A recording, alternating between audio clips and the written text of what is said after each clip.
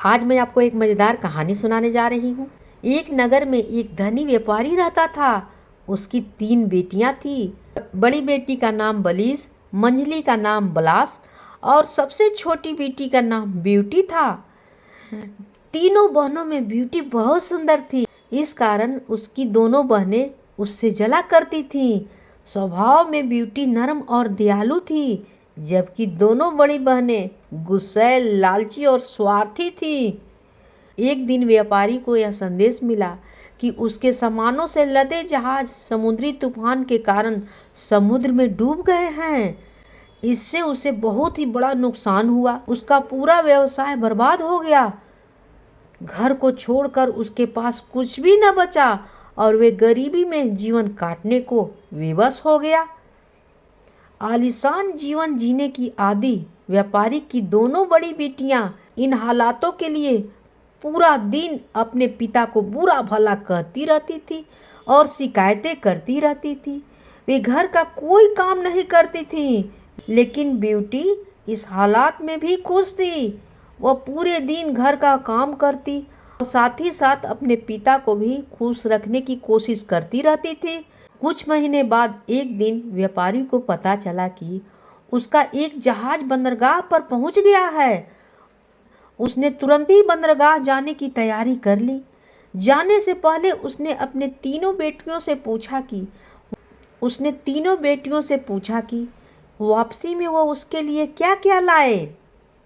दोनों बड़ी बेटियां ने सुंदर कपड़े, जूते, मोती का हार और इसी तरह की अन्य चीजें लाने के लिए कहा। ब्यूटी अपने पिता की हालत जानती थी, इसलिए उसने अपने पिता से बस एक सुंदर लाल गुलाब का फूल लाने को कहा। जब व्यापारी बंदरगाह पहुंचा तो उसने देखा कि उसके जहाज का पूरा सामान नष्ट हो चुका है। साथ ही उसका जहाज भी टूट गया है और किसी काम का नहीं रह गया। थका हारा निराश व्यापारी वापस घर की ओर लौटने लगा। वापस लौटते लौटते रात हो गई। रास्ते में एक घना भयानक जंगल था।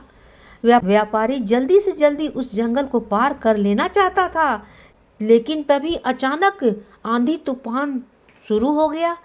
उस तूफान में सफर जारी रख पाना असंभव था। आश्रय की खोज में वह इधर उधर भटकने लगा। तभी उसे उस भयानक जंगल में एक स्थान पर रोशनी दिखाई पड़ी। जब वह पास पहुंचा तो उसे रोशनी से नहाया हुआ महल नजर आया। उसकी उम्मीदें बन गई कि रात गुजरने के लिए उसे यहाँ आश्रय मिल सकता है। वह महल के दरवाजे के पास पहुंचा, देखा कि वह खुला हुआ है। उसने वहां से आवाज लगाई, किंतु कोई बाहर नहीं आया। साहस बटोरकर वह अंदर चला गया। अंदर पहुंचकर उसने फिर से पुकारा, किंतु फिर भी कोई नहीं आया। वह महल बहुत बड़ा था और विचित्र भी था। पूरा महल रोशनी से जगमगा रहा था। खाने की टेबल पर पकवान सजी हुई थी, लेकिन वहां कोई भी नहीं था। लंबी यात्रा के बाद व्यापारी को जोरों की भूख लगाई, इसलिए वह चुपचाप भोजन करने लगा। भोजन करने के बाद वह जिज्ञासावश महल की सीढ़ियां चढ़कर ऊपर पहुंचा। महल बहुत आलीशान था और उसके हर कक्ष सुंदर रीति से सजे हुए थे। वह थका हुआ था, इसलिए वह एक कमरे में जाकर नरम नरम बिस्तर पर सो गया। सुबह जब वह सोकर उठा तो उसे अपने बिस्तर के पास नए कपड़े दिखाई पड़े। नहा धोकर उन कपड़ों को पहनकर वह तैयार हो गया। खिड़की से बाहर झांककर उसने देखा कि मौसम साफ हो चुका था। अब मैं अपनी यात्रा फिर से शुरू कर सकता हूँ, यह सोचकर वह सीढ़ियों से नीचे उतरा। नीचे पहुंचकर देखा कि टेबल पर नाश्ता लगा हुआ है। उसने नाश्ता किया और वापस जाने के लिए खुशी खुशी बाहर निकल आया। बाहर निकलते ही उसे एक सुंदर गुलाब का बगीचा दिखाई पड़ा, जहां गुलाब के विचित्र रंगों के सुंदर फूल खिले हुए थे, जिन्हें देखकर ब्यूटी से किया हुआ वादा याद आ गया। उसने सोचा कि मैं अपनी दोनों बड़ी बेटियों की इच्छा तो पूरी नहीं कर सकता, पर कम से कम ब्यूटी की इच्छा तो जरूर पूरा कर सकता हूँ। यह सोचकर जैसे ही उसने लाल गुलाब का फूल तोड़ने के लिए हाथ बढ़ाया, उसे एक भयानक हंसी सुनाई पड़ी। डर के मारे उसने अपने हाथ पीछे खींच लिया। उसने देखा उसके पास एक डरावना राक्षस खड़ा है। उस राक्षस की आंखें अंगारे की तरह लाल थी। व्यापारी को घूरते हुए वह गुस्से से गुर्राया, दुष्ट व्यक्ति, मैंने तुम्हें अपने महल में आसरा दिया, खाने के लिए अच्छे अच्छे पकवान भोजन दिए, सोने के लिए नरम नरम बिस्तर दिया और पहनने के लिए नए नए कपड़े दिए। मेरी इन एहसानों के बदले तूने धन्यवाद देने के बजाय तुम मेरे बागीचे की फूल चुरा रहे थे।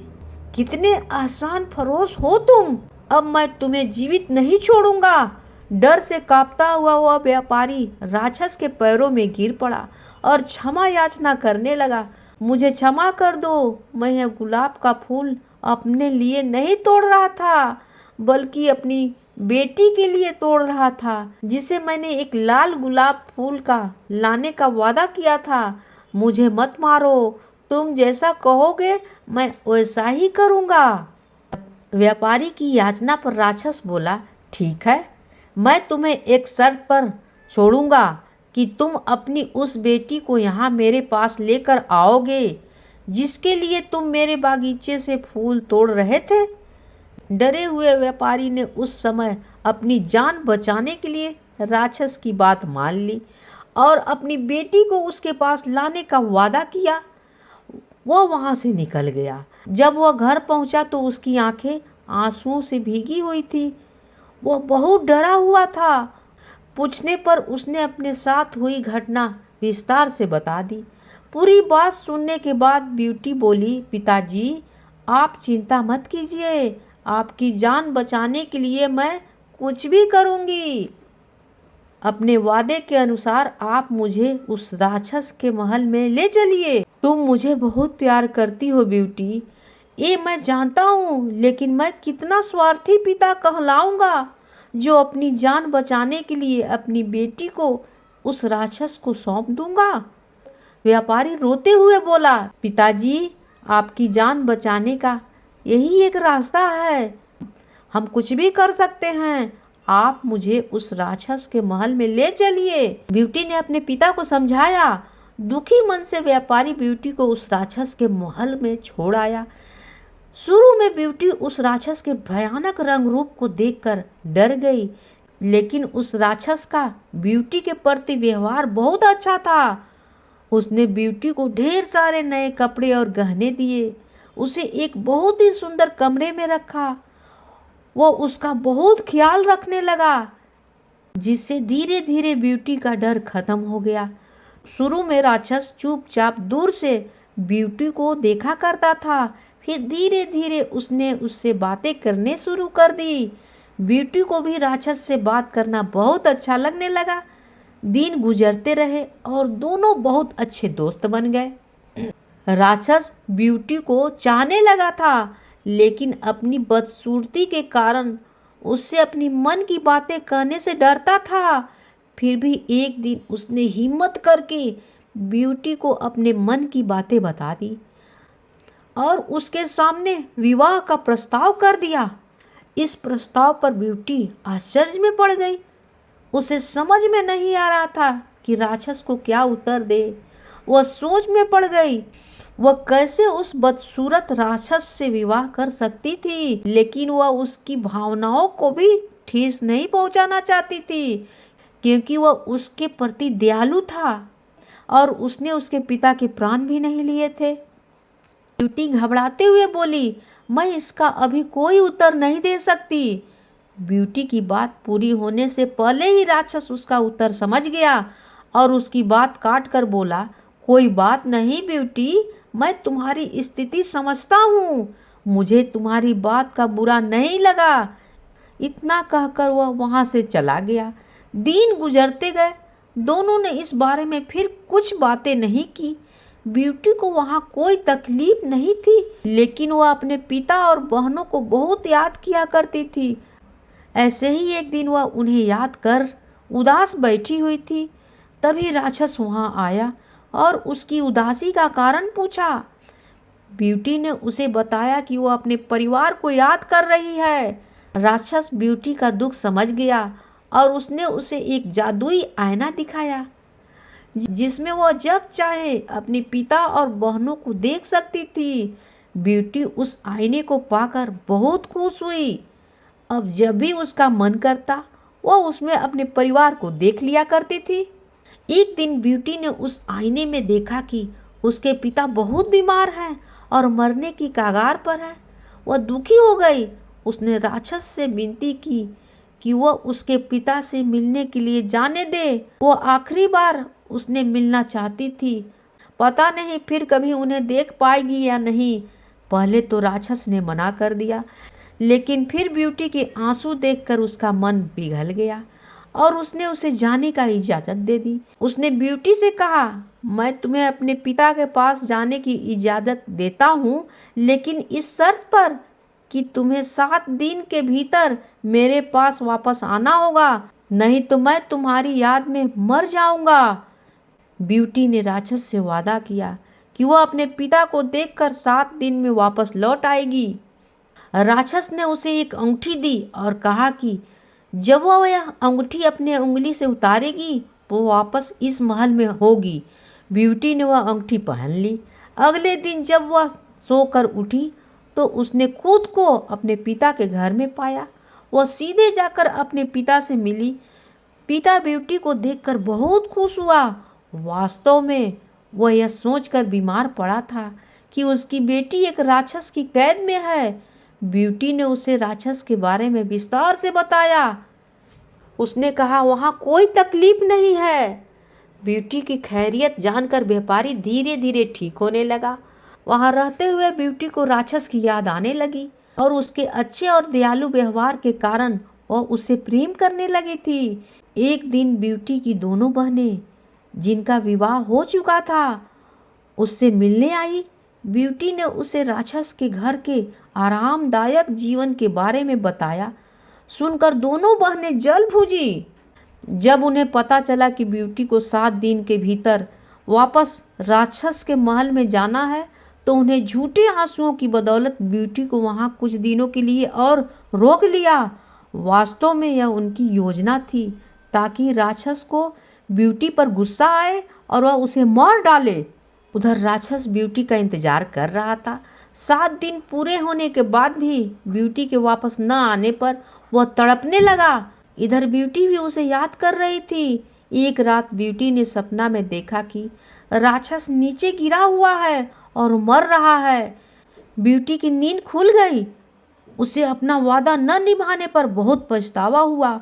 उसने तुरंत ही अपनी अंगूठी निकाल दी और दूसरे दिन जब वह सोकर उठी तो वह राक्षस के महल में थी। ब्यूटी ने दिन भर राक्षस का इंतजार किया, लेकिन वह उससे मिलने नहीं पहुंचा। उसने पूरे महल में उसे ढूंढा, लेकिन वह उसे नहीं दिखाई दिया। वह परेशान हो गई। फिर शाम को वह महल से बाहर निकली और राक्षस को खोजने लगी। उसने पूरे बागीचे में उसे ढूंढा। फिर वह महल के पीछे वाले हिस्से में गई। वहाँ एक कोने में राक्षस नीचे पड़ा हुआ था। वह बहुत कमज़ोर नजर आ रहा था। ऐसा लग रहा था मानो वह मरने के कगार पर है। ब्यूटी जल्दी से उसके पास गई और उससे बोली, यह तुम्हें क्या हो गया है? मैंने तुमसे कहा था ना कि अगर तुम नहीं आई तो मैं तुम्हारी याद में मर जाऊंगा। राक्षस ने उत्तर दिया। ब्यूटी ने अपने देर से आने के लिए उससे क्षमा मांगी और उससे कहने लगी, तुम मुझे छोड़कर मत जाओ, मैं तुम्हारे बिना नहीं रह सकती। मैं तुमसे प्रेम करने लगी हूँ, तुम मुझसे विवाह कर लो। ब्यूटी का इतना कहना था कि एक चमत्कार हुआ और वह राक्षस एक सुंदर नौजवान राजकुमार में बदल गया। ब्यूटी यह देखकर आश्चर्यचकित रह गई। राजकुमार ने उसे बताया, मैं एक जादूगरनी के श्राप के कारण राक्षस बन गया था। कई वर्षों तक मैं इस रूप में रहा। यह श्राप तभी टूटता जब कोई मेरी बदसूरती के बाद भी मुझसे सच्चा प्रेम करता। आज तुम्हारे सच्चे प्रेम के कारण वह श्राप टूट गया है और मैं वापस असली रूप में आ गया हूँ। ब्यूटी उसे देखकर बहुत खुश हुई। दोनों ने विवाह कर लिया और खुशी खुशी रहने लगे। कहानी अच्छी लगी तो प्लीज़ लाइक शेयर और सब्सक्राइब ज़रूर करिएगा। कहानी होती है समाप्त।